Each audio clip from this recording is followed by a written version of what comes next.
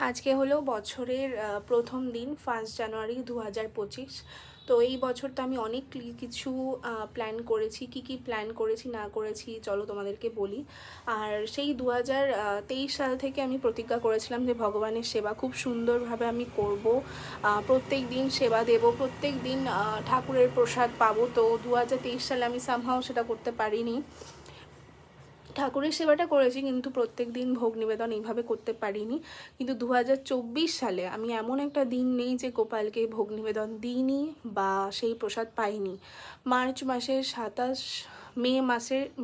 27 তারিখ থেকে আমি ঠিক করেছি যে আমি নিরামিষ খাবো। তো সেই দিন থেকে আজকে পর্যন্ত 1 জানুয়ারি আমি সেটাই করে আসছি ঠাকুরের আশীর্বাদে। আর আমার কোনো রকম কোনো সমস্যা হচ্ছে না। তোমরাও এরকম প্রতিজ্ঞা নাও যে এরকমভাবে ভক্তিপথে এগোবো। দেখো, জোর করে কোনো কিছু করবে না। আর আমার মনে হয় আমাকে যখন কেউ বলে যে তুমি আমার ইন্সপিরেশন, যে তোমাকে দেখে আমি এটা করি, ঠাকুরের সেবা করি, আমার ভীষণ ভালো লাগে। তো এরকম কিছু চেঞ্জ নিজের মধ্যে আনো, যাতে দেখে দুটো লোক তোমাকে দেখে কিছু শিখতে পারে, কিছু জানতে পারে, তোমাকে দেখে যেন কিছু মানুষ ভালো পথে এগোয়। তো আমাকে অনেকে অনেক রকম কথা বলে যে গোপালকে নিয়ে লোক দেখানি করে, গোপালকে নিয়ে লোক দেখায়। তো আমার মনে হয় আমি কোনো খারাপ কাজে কাউকে কিছু প্রমোট করছি না, আমি ভালো কিছুই লোককে দেখাচ্ছি। দুটো মানুষ আমাকে দেখে যদি বলে যে তোমাকে দেখে আমার ইন্সপিরেশন লাগে, তুমি এত অল্প বয়স থেকে এত কিছু করছো, তো সেটা আমার শুনতে ভীষণই ভালো লাগে। তো আমি সমাজের জন্য খারাপ কিছু করছি না যে আমাকে দেখে লোকে খারাপ কিছু শিখবে বা খারাপ কিছু জানবে। আমি রোজ সকালবেলায় ঠিক করেছিলাম যে আমি এই টাইমের মধ্যে আমি ঘুম থেকে উঠবো, এই টাইমের মধ্যে আমি ভগবানকে সেবা দেব, পুরো অ্যাজ ইট ইজ সেই টাইম ধরেই কিন্তু আমি 2024 সাল থেকে মেনে আসছি। আর এটা করতে কিন্তু তুমি ভেবো না যে খুব ইজি, খুব সহজ ছিল। আমাকে অনেকেই বলে তুই এত সকালবেলা ঘুম থেকে উঠিস কী করে। আমি যদি রাত 3টের সময়ও উঠি, তাও আমি ভোর 5টার সময় ঘুম থেকে উঠে যাব। আমার এরকম একটা রুটিন আমি করে নিয়েছি। তো একটা ডিসিপ্লিন লাইফ আমি তৈরি করে নিয়েছি। আগে কিন্তু আমার এরকম ছিল না। আগে যখন আমি স্কুল লাইফে পড়তাম, তখন আমার বন্ধুরা আমাকে লিটারেলি ফোন করে আমাকে পেতো না।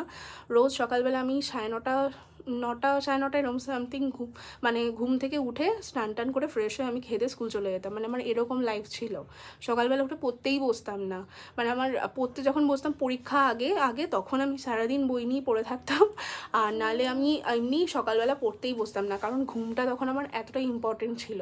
তো সেই সময় থেকে আজকের অন্বেষাকে আমি নিজেকে নিজেই চিনতে পারি না। তো যখন আমাকে রাস্তায় দেখে কেউ বলে যে তুই গোপালের মা যাচ্ছে, বা ওই যে অন্বেষা গোপালের ভিডিও ছাড়ে, গোপালকে এত যত্ন করে, আমার শুনতে যে কী ভালো লাগে, আমার ভীষণ ভালো লাগে। তো আমি মনে করি নিজেকে পরিবর্তন করাটা ভীষণ দরকার। আমি একটা শিডিউল করে নিয়েছি যে এই টাইমের মধ্যে আমি ঘুম থেকে উঠবো, এই টাইমের মধ্যে আমি বাল্য সেবা দেবো, বা আমি নিরামিষ খাবো। তোমরা 30 দিন পারছো না, 2 দিন করো, যে মঙ্গলবার করব বা শনিবার করব। এরম করে আগে স্টেপটা তো বাড়াও, তারপরে দেখবে আস্তে আস্তে সবটা হয়ে যাবে। ভগবানের সেবা করব, রোজ 1 পাতা করে গীতা পড়বো, রোজ 1 মালা জপ করব, এরকম করে করে চেষ্টা করো, হয়ে যাবে। আর শুরুটা খুব একটা ইজি হয় না, কিন্তু আস্তে আস্তে একটা ডিসিপ্লিন লাইফে আমি এই 2025-এ এসে দাঁড়িয়েছি। আর 2025-এর আমার প্ল্যান হলো আমি ভগবানের সেবা রোজ করব, রোজ গীতা বই পড়ব, রোজ একাদশী, মানে একাদশী যখন থাকবে তখনই পালন করার চেষ্টা করব। 2024 সালে আমি রোজ কিন্তু মানে প্রত্যেক একাদশী কিন্তু করতে পারিনি কিছু সমস্যার জন্য।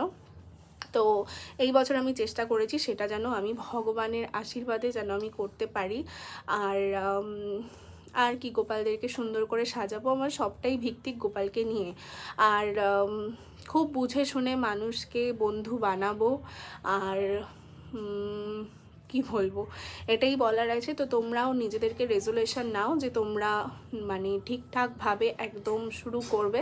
তো এইভাবেই শুরু করো। আর কাউকে ভালো উপদেশ ছাড়া খারাপ উপদেশ কখনো দেবে না। আমি আমার লাইফে যত বন্ধু আছে, যখনই কেউ আমার থেকে অ্যাডভাইস চাই, আমি চেষ্টা করি তাদেরকে ভালো কিছু বলার বা কারোর বিপদে হেল্প করার, তার পাশে গিয়ে দাঁড়ানো। সবসময় এটাই তোমরা চেষ্টা করে আসবে, যাতে তোমার দ্বারা কেউ কিছু যেন উপকৃত হয়। তুমি যদি সেই কাজটা করতে না পারো, মুখের ওপর বলে দেবে যে না আমার দ্বারা হবে না বা পারবো না, কিন্তু কাউকে ওয়েট করিয়ে রাখবে না যে হ্যাঁ আমি করে দেবো বা কিছু। এই জিনিসগুলো একদম আমারও ভাল লাগে না।